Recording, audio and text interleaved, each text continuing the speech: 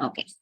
So as we just are going to be talking about the causes, I'm cyber psychology, as the word suggests. It's the psychology, the one first thing when I just divide these two words, the cyber world, when we just talk about, is the space of internet. And the psychology, as we had been doing for years, it's the study of mind and behavior.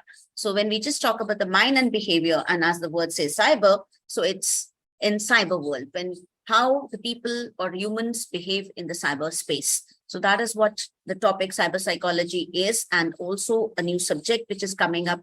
And this particular term had come up from John Suller. He's the kind of founder of this particular term in 1990s. And I'm going to be talking about the causes and effects of current cyber problems, which are going on and how it affects people, how there are cyber security issues, cyber safety issues. So those are affecting people. We all are aware that how, if I just go to 20 years back and how we just compare it with the times, how relationships have changed in terms of with the family, with the friends, at school, at career places, at the way we think now. In fact, the kind of emotions we show, our behavior is basically governing our daily lives. It is on this specific space, that is the online space. When we just talk about earlier, we used to be having long chats with each other, and we used to be, when we're sitting on the dining table, we used to have chats as a family. But nowadays, everybody is having their own laptops, or maybe they're too busy with it that they are just busy looking at the mobiles and have no time at all sometimes. And even schoolwork is quite a lot has been started coming on online. Of course, I'm not just talking that there are all the negatives of that. I'll also be talking about certain positives which have come, but a lot of changes have come in terms of even emotions. When I just talk about emotions,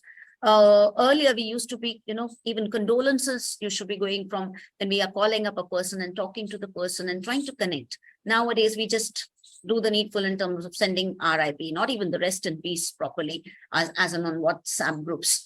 So this is how the changes have come up online activities in terms of how we are doing things and how the relationships have come up now. The leisure activities have also changed. If we just say it, like earlier, we used to be having printed books, which we used to read very often.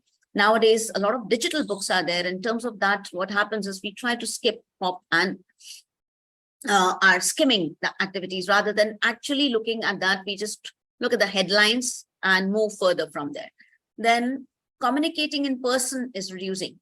When we just used to be earlier, we used to mix around very socially. Also, we used to be, ceremonies used to be there, rituals used to be there. So we used to be mixing around in those social gatherings, which used to be. But nowadays, we all are trying to be just getting in touch through the video chats, or just trying to send our hellos or byes on that particular thing, or any particular message has to be conveyed. We are doing it through that. And the learning ways have changed. When we just talk about learning ways, the way we used to be learning earlier, of course, there used to be that, as I just said, there's a positive point also here. The learning has become much more comfortable rather than cumbersome, like we had to go to that particular place and then we had to be reaching, and commuting was a big problem. Nowadays, of course, with the modern technology, what we can do is, even if I'm sitting far away from you, I'm still able to convey my message or convey my points or express my feelings towards another person, even for any particular subject, for any particular thing also. And when we just talk about a lot of activities, we have a lot of chores nowadays, which we are doing. There are a lot of apps like Myntra, Big Basket, and all those kind of apps, which are very convenient also. Online booking the tickets, everything has become online. So I'm not just talking about the negative parts, but also a few positive parts. And we'd also be talking how the positives are taken over by the negatives in terms of when we become addicted. So the causes of current cyber issues are, when we just look at today's world, in today's world, because of unlimited data which is flowing and numerous in turn, the thing is that cyber issues are majorly at rise. So according to Paulo Passeri's statistics research, he has just talked about that these are the causes which are there. The cyberbullying is one cause which is there, which is a big cyber issue which we are facing. Cyber crimes which are there, online frauds, stalking, and cyber espionage, even pornography and grooming through social networking. They are big issues in terms of people reacting in this particular sphere in the cyberspace, because a lot of these things are there. The cyberbullying has become a big issue in terms of a lot of pranks which are played, and people think that it is absolutely fine. Specifically in schools nowadays, we find it very, very often that children are not prepared, and a lot of children are becoming victims also of cyberbullying. And the worst is the pranks are generally played by their own friends, or the classmates which are there. And a lot of cyber crimes, stalking, phishing, which is there. Again, online frauds are very common nowadays. When we just talk about, scams which are there. In fact, yesterday only, I just got to know that there is one particular scam in which you are just opening a particular site of any particular hotel. And when you open that, they just ask you to give a sum of maybe 3,000 or 4,000, and suddenly they immediately take away approximately 1 lakh or 1.5 lakhs from your account, which you don't even come to know. So those kind of frauds are becoming very common. Stalking, as I just said, people have started stalking others' lives. And in fact, I'll say social media is another legally permitted stalking site, if you say like that. And cyber espionage and pornography, as I just said, a lot of that is a big issue which is we are facing as in the cyberspace. The first effect which I'll be talking about of current cyber issues is the financial impact. When I just said the cyber frauds which are there.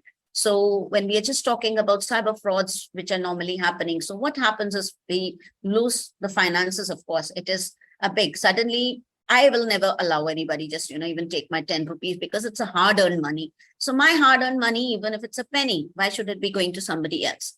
So, but this is, again, as I just said, it's becoming a very common norm nowadays. People just are fleecing you on the cyber spaces by sending you different links or other methods in which through they're just talking to you, and by the time they're just hacking your account. So all those issues are becoming very prevalent. So the first, as I just talked about, the financial impact is the loss of finances is by far the biggest consequence of cyber issues which we are facing nowadays. In fact, the cost of data breach has risen approximately to 12% over the past 5 years, and it is not slowing down.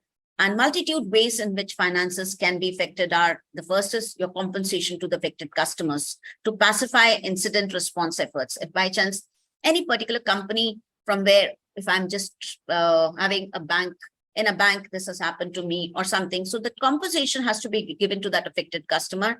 The legal fees has to be there, or regulatory penalties should be there. So these are the ways in which the finances affect any particular organization. If by chance I'm in an organization and I'm working for that, and suddenly somebody has done a crime against my organization, so the liability becomes quite a big for that particular company or organization. And of course, the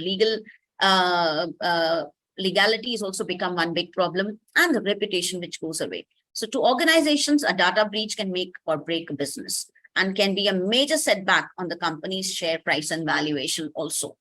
So when I'm just talking here, I'm just talking a lot about the organizations, how they get affected. The reputation's damage. Similar goes with a human or a particular individual also. If I just talk about not only the organization, but even the individuals. If I have anything which has got lost, it will disturb my mind. It will be a big impact on my pocket, which I would definitely not like to have. The reputation's damage, again, it's for the individual as well as for the organizations. The reputation, if I have lost something, it is going to be hurting financially to me as well as emotionally.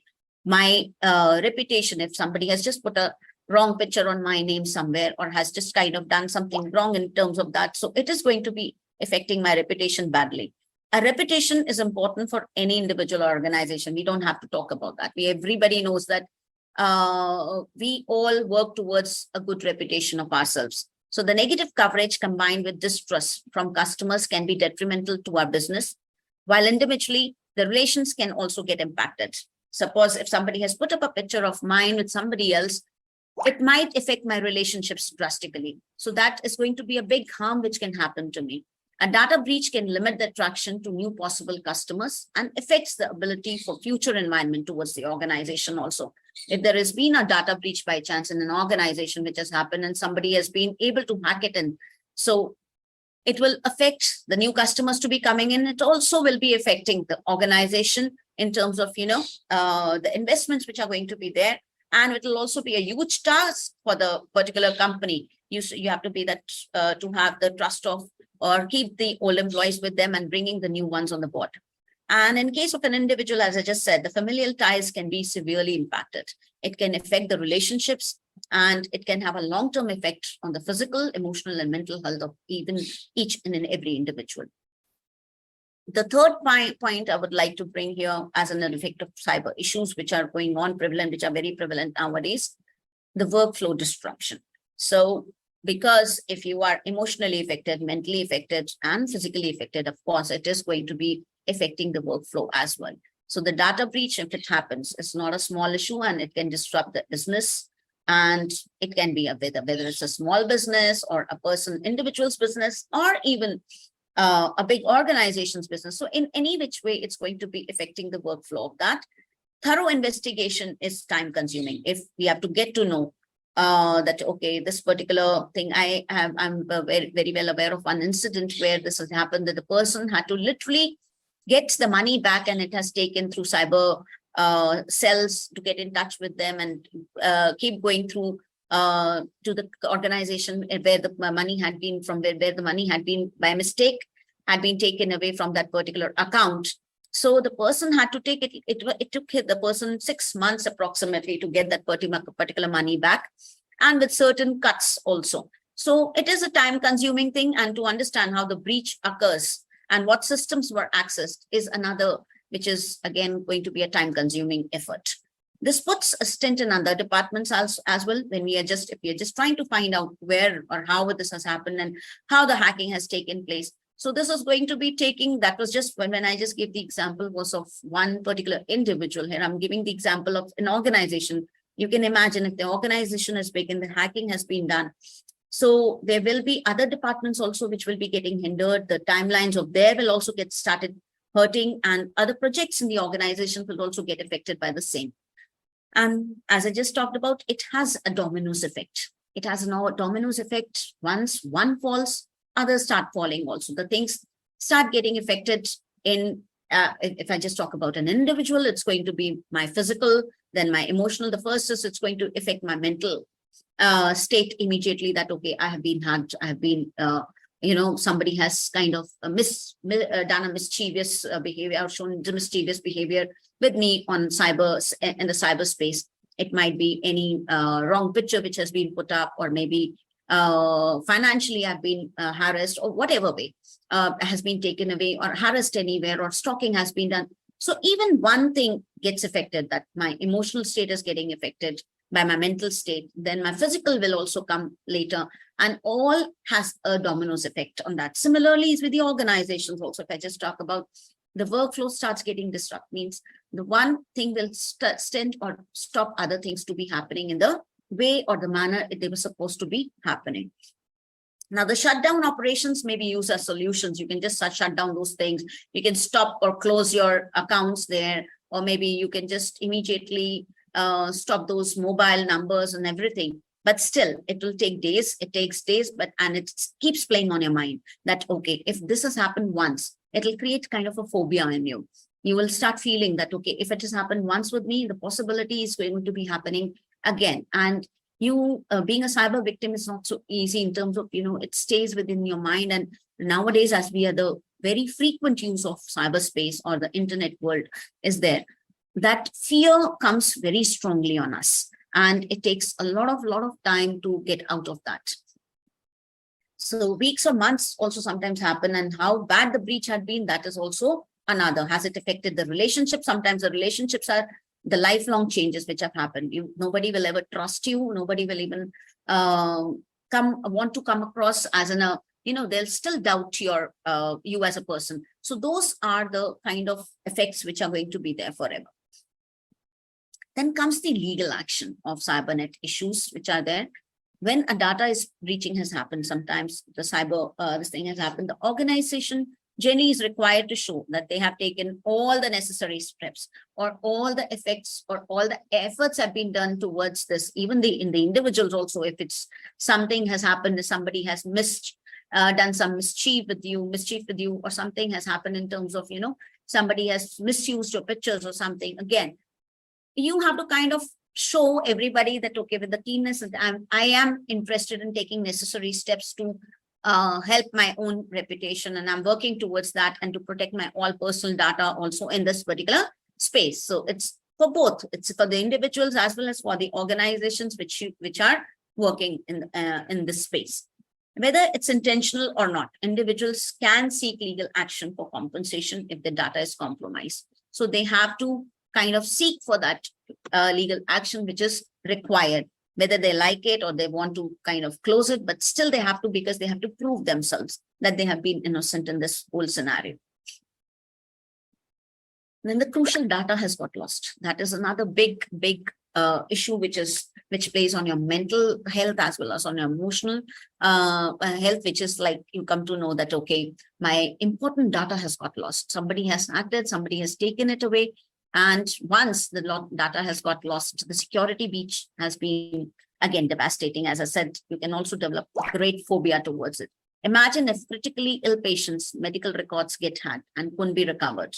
If you're not able to recover them, if by chance there's a particular company, it's a hospital or something, and important information of all one particular patient has got hacked, how is it going to be affecting the health of the patient? Maybe they cannot start themselves from the back again. And if they also had the internet on which all the things had been forwarded to them, and that has also got lost. So what will happen? That will also be affecting. So there's a small effect I'm just talking. This is also done with the airports as well, on and certain other nets also across the world. Not only in, there is an example of one country which has been there where the big hacking had taken place and it had stalled literally the flights for 3 days. So those kind of things can happen. This could mean life or death as doctors. Then don't have all the information to treat them properly, of course.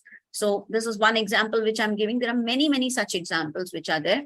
And this is an example, as I just said, of an extreme case, but not very uncommon. It is till the time we are safe, we feel nothing is happening, but it happens. It is happening across the world, and a lot of people are getting affected by these.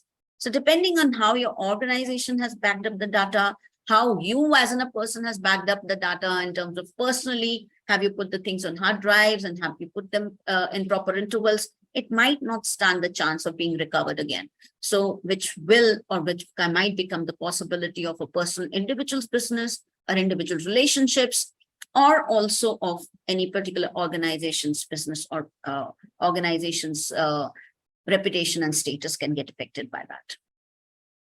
Of course, as I just talked about the trust issue, this is the biggest issue.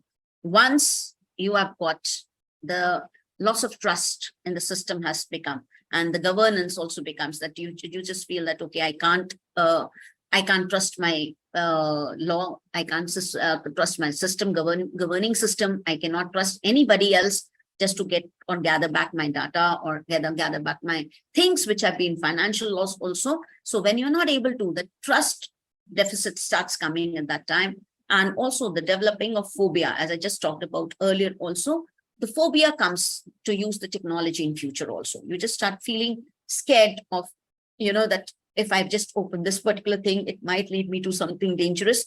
So those kind of things can start happening. And you start mistrusting people around you. You become very suspicious of all the people around you, even if they are trustworthy, loyal to you, but it becomes very difficult, whether it's come again to individuals or to organizations. The trust becomes a big factor again on that. So these are big effects of the current cyber issues which are there. And then, as I just talked about, it's a dominoes effect, which starts from a person in terms of mental state, which gets affected. You are shocked immediately with the moment this particular breach or something has happened in your life, or somebody has stalked, or somebody has misused your data or misused your pictures or anything for that matter. So that leads to emotional turmoil in you. Once the first shock of the mental state happens, then emotionally you start feeling the turmoil. And then if specific breach has happened specifically in your relationships, it has a long-lasting impact. The person might not trust you again, which is very difficult. Even if you're innocent, you keep proving yourself, but the trust, when it has come, it might, create a lot of issues further, and also result spoiling your health, in terms of mental health, gets affected with major stresses which you are facing at that particular time, and also later on also because you have to handle a lot of things, specifically when it comes to separations with your spouses or any particular thing with the parents, something happens. So those major stresses are very difficult to handle, and you're not able to prove your innocence sometimes. And this can result in catastrophe in terms of, if I just talk about that, the trust has gone away, the phobia starts developing in, and you are not able to trust anyone. The relationships are getting affected. You are all the time stressed out. And if you are stressed out, it might lead to other, not only the mental issues, also to the physical issues which can happen. So the physical health also gets compromised with people developing issues like severe headaches start happening, indulgence or avoidance of eating, which is again causing a lot of eating disorders. So these are very, very common physical health issues which lead because of the stresses, because you're not able to deal with those stresses. So what happens? You physically start having bad mornings or bad morning headaches, which are there because you are starting your day with a fear, and then you are just trying to indulge or maybe just totally start avoiding the food. And because of that, a lot of eating disorders like anorexia, obesity, all these can also occur. Ms. Ritu, sorry to interrupt you, ma'am. Yes, please. We have, in fact, 14 questions, around 14 questions. Yes, very would love to. Questions if you're ready to take them. Yeah, definitely. Right. So can you stop sharing your screen and be on camera so that the audience I'll do that. I'll do that. Thanks. Yeah. Okay. The first question we have discussed, you have mentioned about the online behavior. So can you explain the concept of online disinhibition effect and its relevance in understanding online behavior? Yes, disinhibition is again, basically what is a disinhibition? Is inhibitions which are there normally we show in a virtual real life. So in virtual reality, what happens? You're just feeling, okay, I am kind of, nobody knows my identity, I'm anonymous and nobody knows me. So that particular anonymity which is there in you, because you are not, so the inhibitions go away. Where I am mixing around with face to you, I'm just feeling, okay, that how the person is going to be judging me, how the person is going to take my personality as. So those are never there on the online platform, which are because I can become anonymous, I can become any particular identity, I can create avatars for myself and do anything. So that anonymity makes it more stronger that, okay, I am capable and I can do these kind of things to other people. So that is what it is. Yeah. All right. So in your opinion, how has the rapid growth of technology and social media platforms influenced our psychological well-being, ma'am? Again, as I said, it's a legally permitted stalking, which has been allowed. And a lot of people nowadays, there is a concept called FOMO, which is fear of missing out. It is impacting. There are a lot of impacts. In fact, it will not be, I cannot even finish it in maybe a few seconds, but an impact in terms of losing out the purpose of life also sometimes, because when you're stalking others' lives, what happens is, or as I said, social media is a way to stalk others' lives, to be very frank. I have heard people of, having 2,000 friends on their list, or a lot of people whom they are aware of. But when you just come to know the connection, when we just come to know, maybe is with the 4 or 5 people at the most. So it's kind of considered, then of course you're just living. When you open the social media, you're seeing the lives of others are fantastic, wonderful. So when you're just seeing everything which is positive, that is a momentary thing which has been there. The life is normally otherwise not all the time in an ecstatic stage. You cannot be in all the time in ecstatic moment, you all cannot be having dopamine effect all the time. It is next to impossible for humans. So when that doesn't happen, but the feeling is that, okay, we should have, and we keep seeing others. And when we keep seeing others, what happens? We start comparing. And the moment we start comparing, we start feeling that, okay, my life in comparison has nothing as good as this. Maybe as in the traveling of others, or the kind of ceremonies they're having, or the good times they're showing, and how much finances they are using in terms of doing big ceremonies. So all those, when it happens, it affects your mental and emotional state. And as I just said, sometimes people, too much of comparison also leads to depression. We have seen those kind of cases where the cyber victims, especially the media victims, social media victims, they feel that, okay, the peer pressure, especially with the children who have felt that, because my other friends are going to get this much marks. And I keep telling that earlier, what we used to do is we used to be just comparing ourselves with maybe the relative, which was very close to us. Our parents knew them, or maybe the neighbors. But now I am with so much of pressure because I have 2,000 people I'm known to. And with 2,000 people you're comparing with, you cannot be, whether it's X, Y, Z's life, you cannot become like that.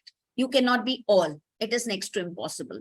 You have your own personality and you have your own challenges and drawbacks of your own personality, or the limitations of your own personality. But that we forget. And when we do this, this becomes an issue. So that again has a big impact on our health in terms of, as I just said, mental health as well as emotional health. Well explained, ma'am.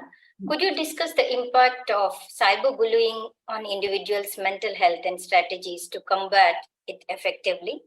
As I just talked about the phobia, I had very recently heard of a case which had been very, very close to me in terms of that a child for 2 years during COVID period was getting harassed by very good friends in the classroom, and they just felt that, okay, this particular child, there is no problem if we are doing it, it's just a prank. In fact, one of the parents also played that later on, that how come you brought when the parents had brought that topic to the authorities later on, one of the parents felt very offended by this, that how come you have done that? It was just a small prank, and the prank was in the abusive language, and we will just kind of separate you if you don't bring these things to for us and you buy these things. In fact, the child used to start taking money from the parents and started giving it in the school for those friends to buy those things, or making them he was just trying to please them so that they stay the friend for longer term. So those are the kind of impacts, the fear always of that, okay, I should be a part of the social group, they should not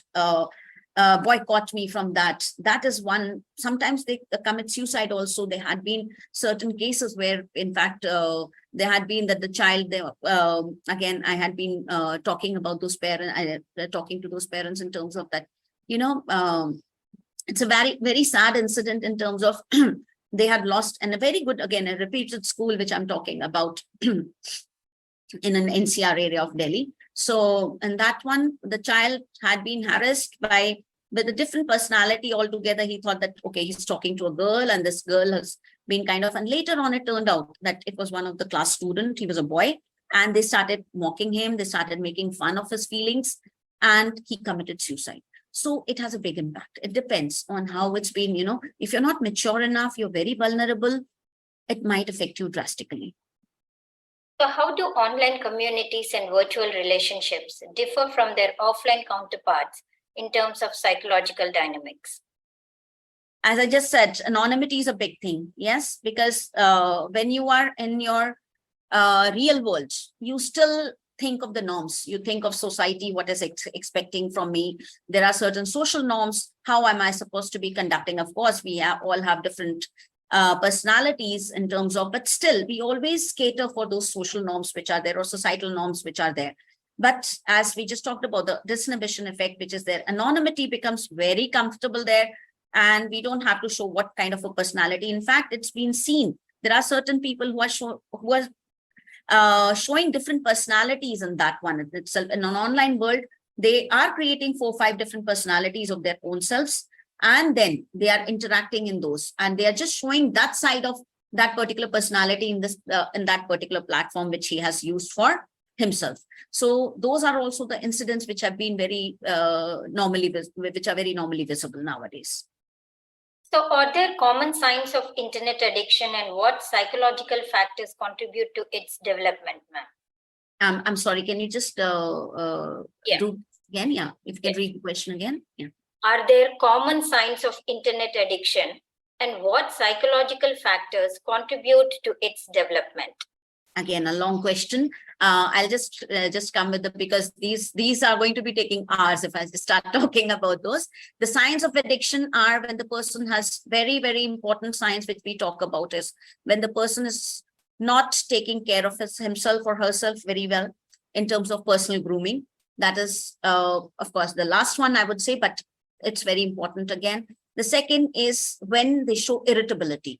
or start showing tantrum the moment you have just taken away the system or a gadget or technology from them for a little while also, to just stay without them. And the person starts showing that tantrums or irritability or frustration, that is a one big sign of addiction which is there. And when you also see that there is a compulsive feeling of, okay, I have to go back, you get distracted very easily.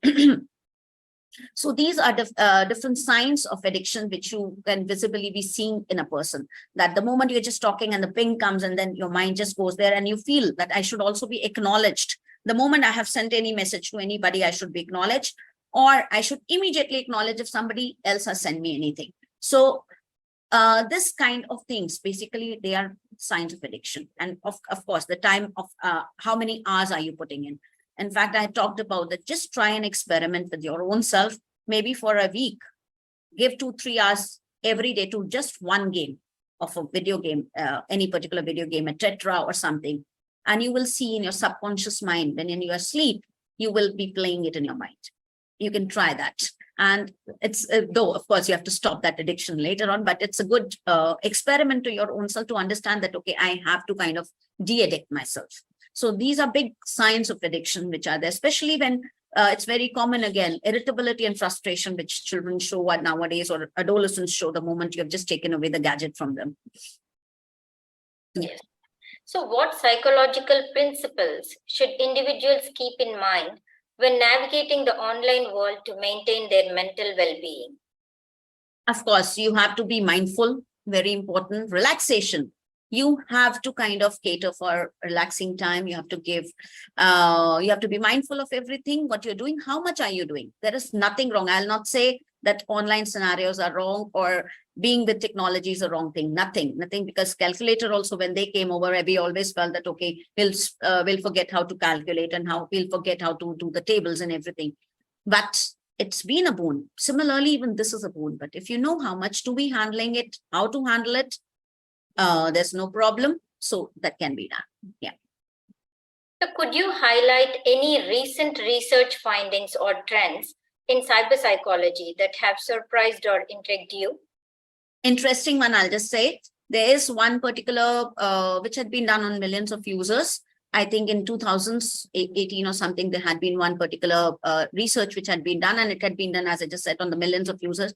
And this is a US, this thing, Ramesh Sitaraman and Krishnan, they had been there and they had done. And it is an interesting fact when we just, the videos, when we switch on and we abandon them, even if the moment we just try to open that, and within 2 seconds, if they are not opening, we abandon that and we move to another, which is again showing that we are becoming very impulsive and impatient by nature.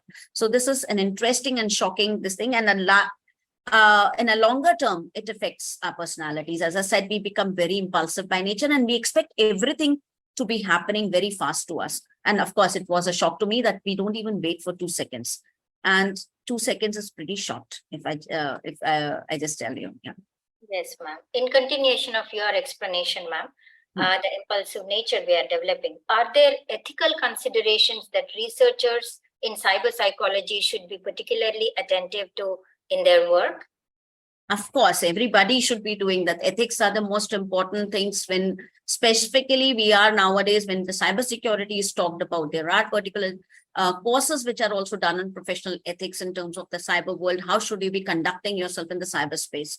If you don't know, it's like a real world. When you have certain societal norms, there are certain norms which should be there and which should be followed also. So that, you know, tomorrow you yourself are not also getting in, it might be anonymous, but there are possibilities of you getting caught. And once you got caught, there are, of course, repercussions of that. So you have to be careful. Yes. So last question, but not the least, ma'am, what do you foresee as the future directions and emerging areas of study in cyber psychology? Of course, as I just keep talking, there are a lot of effects which are there because we are already seeing socially how it impacts, how the cyber world is impacting. So social psychologists can also be getting involved into that how this is. Then behavioral, how our behavior is getting affected, how psychologically we are getting affected. So there are many fields which can open up on this particular thing, and also counseling, which can be one particular place, which is because nowadays we are seeing a lot of victims which are not normal issues with the mental stress, but because of the online issues which are there. A lot of parents who are very affected by the cyber addiction of the children. In fact, there are a lot of case studies again on that, where the children have kind of threatened their parents, or they have killed their parents because of they have taken away the money from their accounts because they were easily accessible to them. So all those kind of things had been there. So a lot of spaces, not in just one space. And in fact, the virtual reality is already playing on phobias also. If we just talk about the height phobia or any other phobia which is there, so they are already playing a big role in that particular field, that in terms of the, okay, if I am going to be working in the virtual reality, I can come to know that, okay, this is how I can be. So cyber psychology is playing a big role in that way already. Right. So thanks a lot for all the questions answered, ma'am. School Journal of Education and schoolreformer.com. Thank you for the talk and for patiently answering all the questions. Some questions were repetitive.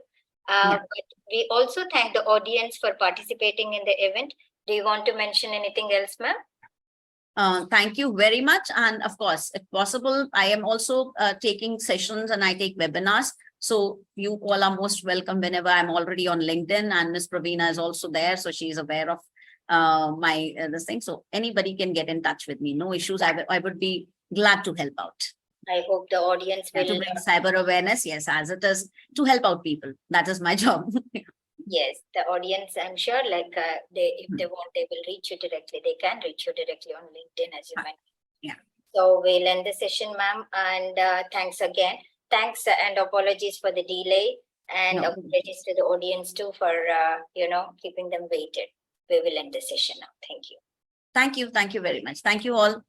Thanks for being patient. Thank you.